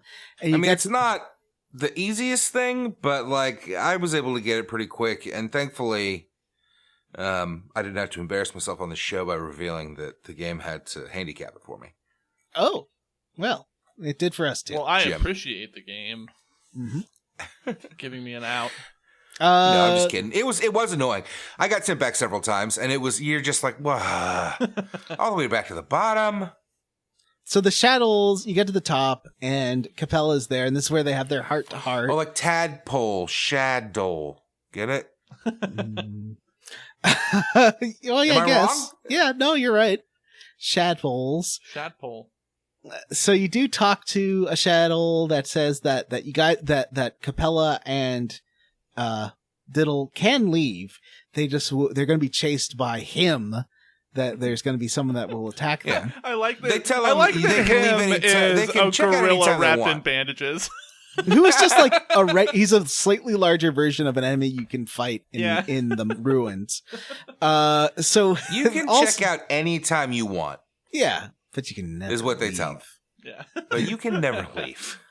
And this is where, so Diddle and Capella have the heart to heart, and Diddle's like, well, I just don't like that you're smiling all the time, even when you're sad, and you won't let me just be sad, and you just want to keep doing this. And Diddle's like, okay. Diddle also says like, I'm sorry, I don't like it when people laugh at you when you're Mhm. performing. Which I took it like, but he's like a clown, right? But I think that Diddle means like mock He's a him. monkey that He's fucking a juggling juggles. monkey. Yeah. What are you supposed to? What else are you supposed He to wears do a with a hat juggling and monkey? shit. Yeah. Mm-hmm. And the thing is that the Capella's thrilled about it. He loves that people fucking dance and sing and clap and laugh at him. But Diddle's just such a miserable fucking abomination of the Lord that he's just like, I don't like it when people smile. Please, He's I just don't he's wanna kind of be an here Eeyore. I don't And want to be around. He's anymore. emo. He's just an emo record player. He wants He to should play be his an like emo record player. He should be emo. He's a fucking record player. yeah. So- he wants to play like The Cure and things like Yeah, that. you need to like to change his record to like the Beach Boys or something. Man, I would love to fucking. That's an excellent point. Like, just change the song, guys. Yeah. Like sometimes if you're listening to too much sad music and you find yourself like kind of spiraling, you can fix that by kind of being like, hey, maybe I don't need to listen to people whining about how terrible the world is every day. Maybe I should listen to some happy stuff. well, the weird thing is he's playing this music that reminds me of Amelie, and the soundtrack to Amelie is one of the few soundtracks that can actually make me tear up because it's like hopeful and sad at the same time. It's this like beautiful accordion music. And that's what he plays. I mean, that's on just his a record. testament to how fucking fantastic the soundtrack for this Yeah, game the is. soundtrack in this game is really, really good. I've been legitimately just listening to it on the side. Uh, It's great. So you can talk to what the conclusion they come to is that Diddle won't smile as much, and he's like, but I just want you to be there with me because I think we could have more adventures, and I'd like them to be Yeah, with you. Capella won't smile, he says. Capella's Yeah. like, fine, I won't smile, I won't be happy. At one point, Capella's going to leave. He's like, I'm going to leave and make the world better for you. So when you come back, you won't be so sad. And then the Shoals are like, he can't leave. Mm-hmm. So then Well, they're like, the longer you stay, the harder it is to Yeah. leave. you're going to turn into a Shoal. And, The shadow. So they decide to try it. They're going to try going up because basically Diddle doesn't want Capella to turn into a shadow. So Diddle's like, okay, well, we got to both go up then if you're not going to leave. And they go up and you save them from the ape mummy who does attack you. And it's a big purple ape mummy, a grape ape, if you want to, be accurate. And that's it. You go back after you defeat the grape ape. You do go up to the top, and Capella and Diddle are there, and they're like, "Oh, let's just sit and watch the stars." And Capella's like, "Well, we can't do this for much longer. We gotta leave." And Diddle's like, "Why?" Capella says, "Because if we stay any longer, I'm gonna smile, and you don't want that." Diddle says something really weird here. He says something like it didn't even make any sense. I don't know what it meant. It says something like the stars or something like catching your breath. It's a very strange thing to say. It's sort of romantic or something. Is their relationship family sexual? Family sexual? Family sexual? Is Capella Diddle's stepmother? Family, sexual, or friend. Can we title this episode Family Sexual? Maybe. Will that get us banned from iTunes, It though? might, yeah. Maybe. I'll think about it. Oh, then they have it family, sexual. Yeah, it's family, sexual. So I don't get a romantic thing. I think that they're friends. Although I was gonna say like Toad and was it Toad and what's that? Those books, Mr. Toad and Mr. Toad and Mr. Frog. Yeah, but that actually was romantic because he wrote them in the style of him and his partner at the time. Yeah, Frog and Toad. With Frog and Toad. Yeah, those two. I love those books because I was like the one of them, but not the other. Anyway, there's a musical version of it that a friend of mine worked on, and she came to loathe the songs in it so much. It is a musical for children, and just hearing them every day almost drove her insane. When I was working at Walmart, Big Mouth Billy Bass came out, and I worked in the section with Big Mouth Billy Bass on the aisle end caps. After about 2 hours, I wanted to destroy the store and everything in it. Anything that makes a loud sound when I just move around it should be destroyed. Mm-hmm. Like, everyone's like, "Did you see this? Listen to this." "Don't worry." Oh, take me man. to the river. And I was like, I hate this so much. There was one that sang like Jimmy Buffett songs. It was terrible. So that's that. And that's the end of Diddle Had It. Wait, did you say you had a screenshot of Diddle's quote that he says at the end? But I mean, I can find it for you. Well, you guys talk. I'll find it for you. Talk amongst yourselves. How did this quest make you feel? Diddle? I was kind of shocked at his complete, like he just gave up on. Diddle killed himself. It's not good. He like willed himself to die. Oh, he didn't. He wheeled himself into hell. I mean, technically, he was abducted and taken there. It was But like that fucking. It was like that Mac and Me thing, except for the kid dies. Did they take him because he was so depressed and like gave up, or did they take him and then he's like, "This is fine"? He says it's okay to Capella. Capella can smile. Stars spin as they fall when you're trying to catch your breath. Don't know what that means. What's that supposed to mean? I don't It's know. a secret. You are one strange guy. And that's the end of that story. Did y'all notice when Diddle's like lying, having escaped from hell, he's like lying on the ground? He doesn't seem to have his record. No, Yeah. he looks like a tadpole kind Yeah. of. Okay, so Is I don't he know. a tadpole? Yeah, he is, and that's why he requires a wheelchair because he doesn't have legs. Oh, and he just keeps the thing like in his lap. Yeah, it's like I think the wheelchair may have is. said some harsh things about Diddle in this episode that we regret. I think That the he was wheelchair a For is damn part bizarre of of the amalgamation. amalgamation of tadpole and machine. He's in fact just sitting in a chair. Yeah, he's just got a record player wheelchair. Matt, when you Just walk sitting into in a room and chair. some's like sitting on the couch, are you like, oh my god, my look God. at this amalgamation of man and couch? The cyborg monster. I could pull this lever and he reclines. Is He's he more man chair machine? than man.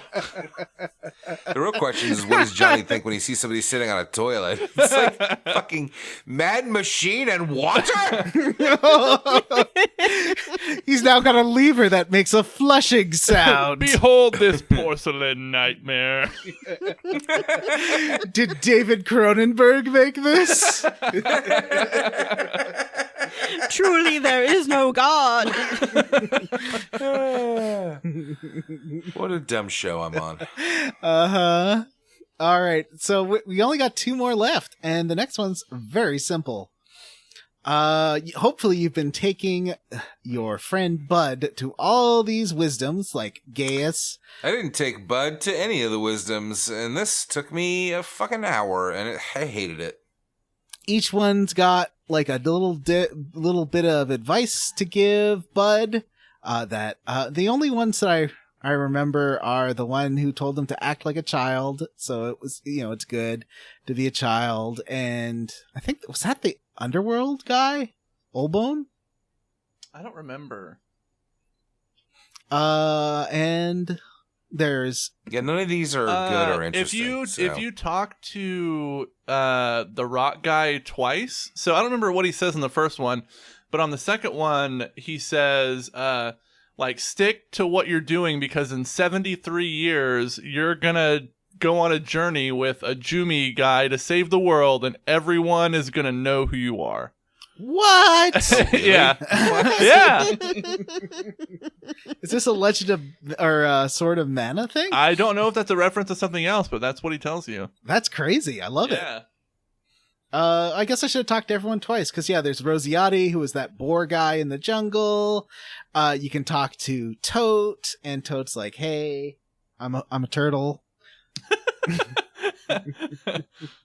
I like Talk to so the when onion and hell. when you run into you have a dialogue with someone else, like in one of the earlier events, where they mention Tote, and one of the response options is, "Who's Tote?" Which is what I wanted to say, because I was like, I don't remember them naming the turtle. I think, that's one of these ones right around now. Oh, yeah, because you could say that to Dana. Oh, yeah, that's right. It's Tote. Yeah. So you talk to all the first 5, and then you go to Selva, who you remember was with Meredith? Mirabelle? Miasmar. You know who I'm talking about. Wait, Milton. you mean the lady? Yeah. Matilda? Yeah, the lady. Yeah. Sure. Miramar? Did you say Miramar? Yeah. And Selva is there, and he's like, "Hey, bud, I know you're worried about the future, but go with it. It's going to be better than you imagined. Freedom is going to come, and the world will be a better place." I'm like, wow, Selva, it's nice to hear a positive look at the future. We always hear so much the world's going to end talk, so it's nice that Selva's like, no, dog, it's going to be cool. Don't worry about it. Yeah, but, like, the wisdoms are also... Well, I guess Matilda isn't a wisdom yet, but she's like, anytime someone's trying to destroy the world, she's like, whatever. It's fine. She's the wisdom of nihilism. So then you can take Bud back home, and he's like, "Wow, thanks! It was so great meeting all 6 of those wisdoms." And you tell it to the cactus. You whisper your secrets to him, and he writes it down in his diary. And the cactus does say, "The 7th is a lady." Yeah, the cactus seems aware of what's happening Yep. in a way that you aren't. Mm-hmm. The cactus really doesn't like the sound of the underworld. He's like, "This sounds bad. They should be more like me up here." Because I was reading the cactus diaries. Did any of you? Fun. Yeah, I love the cactus. How do you imagine the cactus talks? I don't know. Oh. Do you think it's got a voice like this? Like a No. little buddy voice? No. No, I don't. I don't. No. Okay. No. So how do you imagine? Well, I think that Jim's the cactus expert here. So. Oh, that's true. Yeah, that's a good point. Maybe he talks like Jim's like wise old man impression that he was doing before. Did I have a wise old man Maybe that was impression? Matt. Was it Matt? I have not been here in this whole episode. Jim, Okay. I want you to tell us how a cactus talks. In my mind, like when you go talk to it, do you guys remember any of the things that the cactus says to sum up? Oh, fireworks. The cactus says fireworks. Yeah. I imagine the cactus saying fireworks. That's what it sounded like to me. Oh, I love it. Yeah. I hate it. He's a wonderful. I sort of would think a cactus would have like a cigarette kind of voice, you know, like a whiskey and cigarette. Fireworks. I'm a cactus. Sparky on the outside, I'm sparky on the inside, baby. Sort of like that baby in Roger Rabbit, Baby Herman. Yeah. Baby Herman, yeah. Mhm. So you go to you go back to the underworld, finally hook up with Lark, and you're like, okay, Lark, we'll go hunt some dragons. He's like, okay, well, it's gonna tell my boss that I'm leaving. I gotta like punch out. So he does go talk to Obadan, and Obarn's like, so you're ready to slay some dragons, huh? He's like, yep. And you start on your way because he's of the dragoons of Dragonia or something. Lark says he's a dragoon a bunch. And you start going to the Norn Peaks, which is a mountain that you create. And I got something to say about fighting alongside Lark. I want to hear it. Have you noticed that if you fight alongside him and stick close to him, you start getting skills in the axe, which is the weapon that he wields? Huh. What? It's true. What? Yeah, I got like 2 axe skills from this mission. Really? Which I can't use or assign because I'm not carrying an axe, but they're like, it's a basic axe sweep. So I guess you're just like watching him and you're like, oh, cool. I love Let's that. do I it. think that's great. Yeah. Yeah, that's a good idea. That's smart. So you get there and you run into these wind callers, which are these bird guys. And This whole event made me feel gross. it was a weird one. Why? Because I don't feel like I'm doing the right thing by murdering all of these people and their dragon boss. Well, he's like, the dragons are bad and you gotta kill the dragons because they're corrupting the world or something. You know who you should trust is the guy who baptized you in fire and hell. Yeah, that's true. But he's a cute doggy. So you follow him. You have to go past these 3 wind callers. They're like, but they try to trick him with magic, but the magic doesn't work and he reappears. He's like, your tricks won't work on me, Jedi. I'm a good guy. So you got to fight them one by one because each of their spirits is locking a statue to get to the boss. And it is a barrier in the way, so you kill them one by one, and they're dead. Like, he does seem like they're... I don't know, though. They come back, though, don't they? They come back right Well, at and the then he end. kills all of them again. Yeah. You get to the top, and he just butchers them, these wind callers. Mm-hmm. And then you finally fight the Aggravator. And the Aggravator's like, do you know who you're allying with? Because he's going to destroy the world, buddy. What are you doing? You're just like, whatever. I don't know. It seems like fine to me. So you do fight the Aggravator. This was... I got knocked. I didn't game over, but I did get knocked once. And had to rely on the Stangerous, who is a Marlborough and was doing good damage. Do you guys have crouch on like your shortcut keys? I had cheer. I use kickflip and cheer and kickflip. like because crouch is super helpful because when you do retreat to a corner, crouch it drastically accelerates the regen rate of your health. Ooh. So you can go to a thing and crouch and you can go from like 40 health to like 80% health in like Wow. 15, Jim 20 seconds. coming here, Yeah. like he went to Lollapalooza to get these pro tips about the game. Yeah, but like shortcut crouch if you want, and then just go That's to what like the front bottom. Yeah. No, I'm sorry. Hang on. Yeah. That's what Limp Bizkit told him on I stage. did not see Limp Bizkit. Do not slander me like that. Who was the other band the same night as Limp Bizkit? Puddle of Mud. POD. Linkin Park. There was Miley somebody Cyrus. after them that you skipped, and I can't remember who it was. I skipped who's the rapper guy?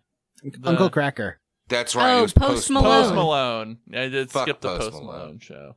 Post Malone's a Hey. piece of shit. I don't like his song, the Sunflower Yeah, you shouldn't. Song. He's a piece of shit. What do you do? There's a story just a about piece of Post shit. Malone. Someone in Dallas met him after a show, and I guess he smelled so bad that his fan threw up. This Wow. is one of my favorite celebrity encounter I've heard stories. a story like that, but it was about Liz Phair. Who knows if these stories are true?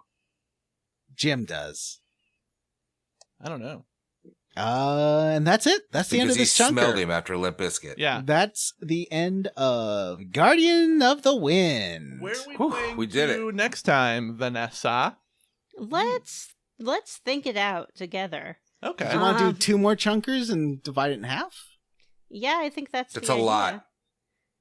So we're Would on. you rather do one more chunker, Matt?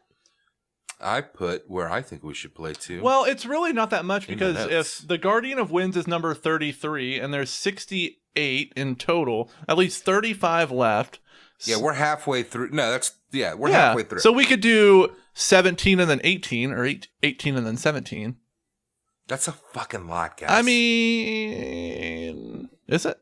I don't know. we just recorded for 2 hours. Okay, well, on I'm fine with That's doing true. 6 episodes. Well, we could do So- like 11, I don't know, 12 or whatever. That's what I did, and that's why I have already put it in. All right.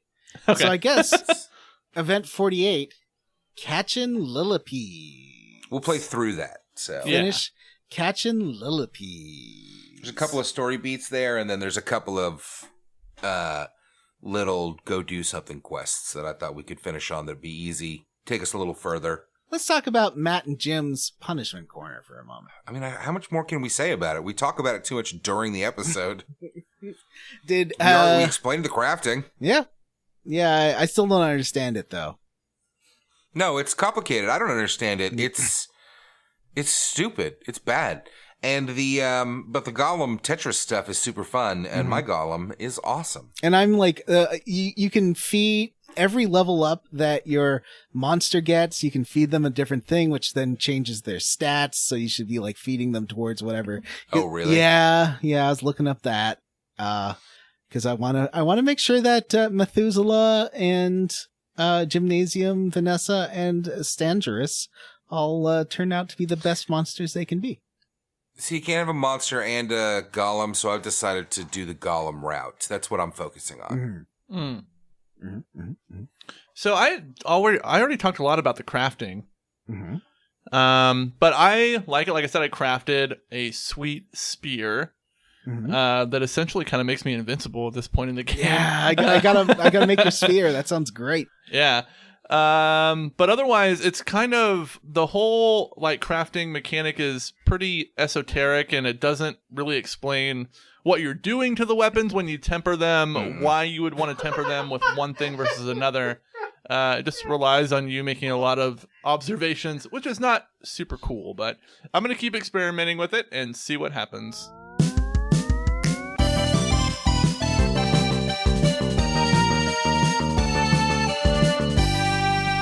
Squarely against Jim. What are you squarely against? I will say that I'm roundly for like the abilities in this game are pretty fun to use. The combat system is just so good, I think. I like using the abilities, and I like being a spear guy. I like using the spear, and I really got into the whole monster thing in this chunk when I found the Marlboro, and he has a cool like ability where you have those, what do they call them, like proximity ability or Yeah. yeah. And my shared ability with the Marlboro is that we cause paralysis to enemies that we're attacking together, and it's super cool. So roundly for the combat. What about you, Vanessa? I am roundly for Reach for the Stars, the mission where the guy just sets off fireworks. I think it's great. I liked having that break in the serious thing. And that's my original idea that no one's ever thought of before. Johnny? Hi.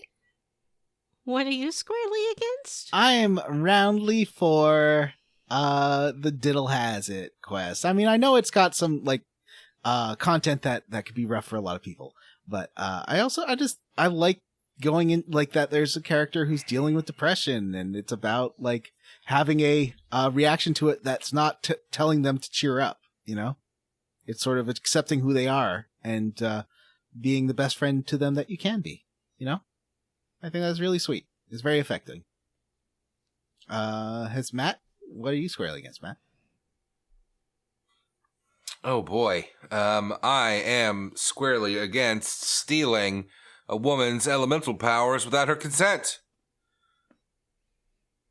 That is not cool. And then it made her an old lady, and you went to fairy world. Mm-hmm. Well, that's what I'm squarely against, so we're done now, right? Mm-hmm. Bye. Vanessa, did you get any emails today? Yeah. Oh. Hang on. Here it is.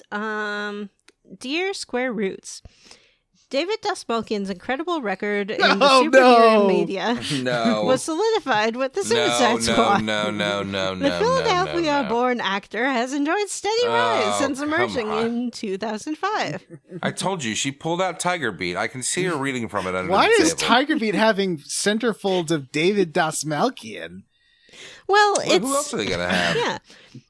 Tiger Beat is an interesting magazine. It started for teens, and then it's grown with its audience. So, you know, it's like a magazine you can read your whole life.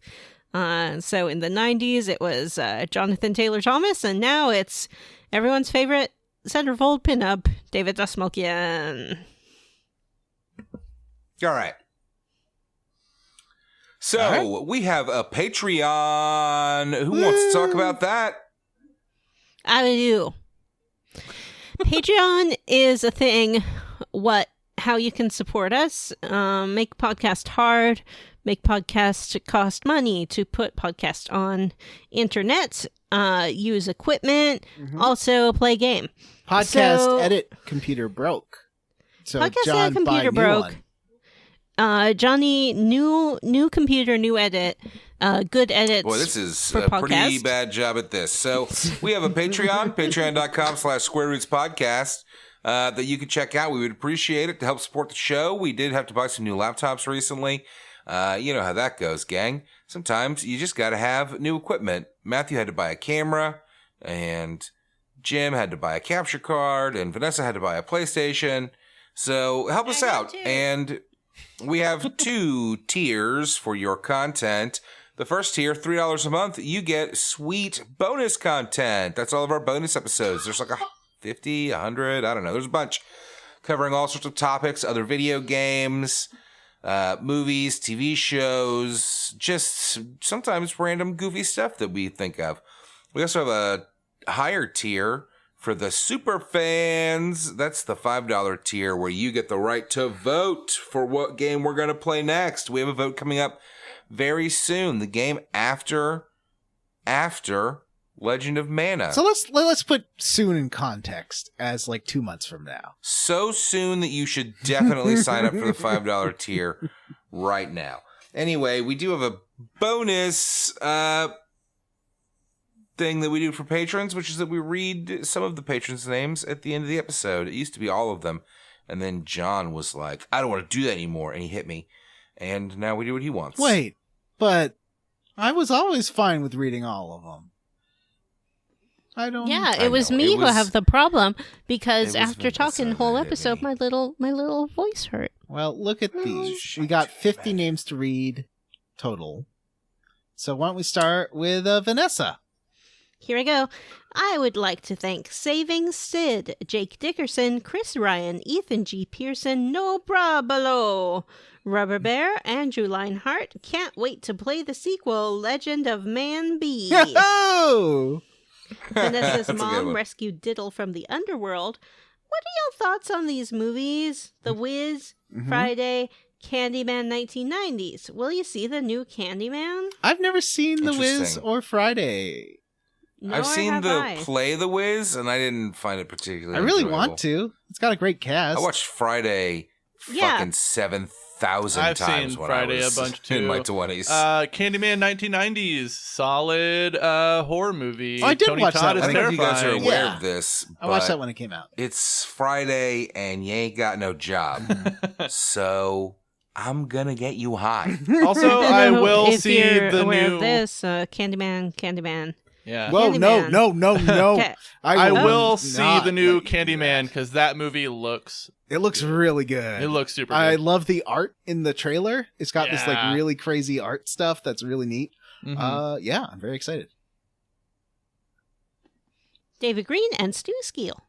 I would like to thank this Odyssey should have stayed lost. Burn. Wah wah wee wah. Stop Good the point. shock. See Twitter hashtag for more info.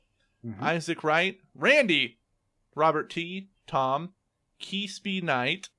More Oh, that's like a great Legend name. of Man Do I Suck at this game. How? Huxley Iguana, Jonathan Ellsworth, OMG, what is this game? And Mikey Mucho. That applies. I'd like to thank Justin Ham. I'm Commander Squall. This is my favorite store in the garden. You gotta change your name. Joshua Bennett, Joseph, Magpie Juju, Little Baby, Sexy Horny Fresh-Eyed Grandma, Wedge Coon, Wedge Coon, Andy Smith, Armin Hammer, Nick, Ian Frederick, A Real Man of the Sea, and Adam. Great.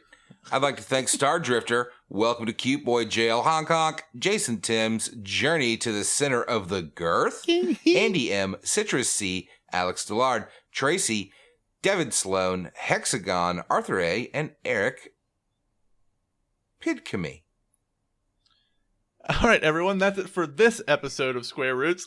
If you want to send us an email to have us read on the air, our email address is squarerootspodcast@gmail.com. We have a Facebook group that we're very active in. It's the Square Roots Podcast group for smart, cool, very attractive people. Or you can find us on Twitter at Square Roots Pod. And don't forget to rate, review, and subscribe on iTunes, Ghana, Stitcher, Spotify, or wherever you listen to podcasts. Oh, hey, are you on Spotify? And do you think I like this show a whole bunch, but there are so few episodes of it here on Spotify? And you think, I wonder if maybe there's a way to hear even more. There sure is. Look on other places that have podcasts. Like squareroots.libsyn.com or on That's our a good RSS one. feed. I don't know how does someone just find an RSS feed? If you go What to a even is that? podcatcher and just search Square Roots, the classic RPG podcast, you'll find it. That's what I do Oh. for Patreon feeds. Oh, Yeah, you how can interesting. copy and paste your Patreon RSS feed for each podcast into your podcatcher, and that will work. And it automatically updates with new episodes, and you don't have to listen to them on Patreon. 'Cause And that's that's- annoying. Oh, Why yeah. it stands for really simple syndication. Yeah. I thought you needed like a special RSS radio and that all podcasts were just broadcast all the time. And you like tune into them. All right. For Square Roots, I'm Johnny Brandon. I'm Jim Banks. Matt has been refusing to go in the penultimate spot recently. He's jealous of my and I'm Vanessa, and he wants it for himself. But I just don't see that happening. And I'm Matt. Bye.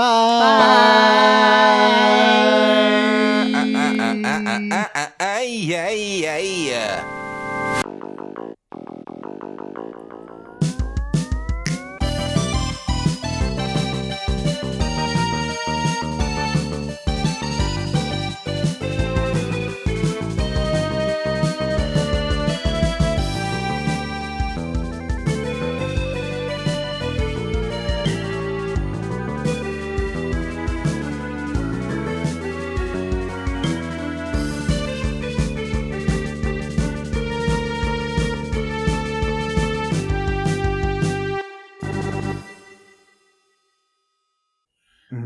that essentially kind of makes me invincible at this point in the game. Yeah, I gotta make your sphere. That sounds great. Yeah.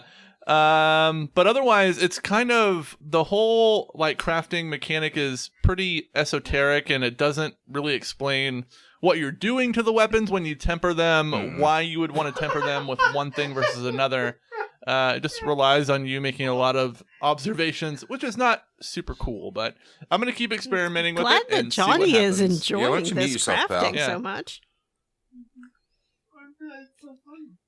You just flip your thing up and then we can continue on with the episode. At least turn the camera so we can see the funny stuff too. Julio made put a face on the car he's driving, so it looks like a car from Cars, but making cross-eyed faces. It's great. Anyway, no, it's fine.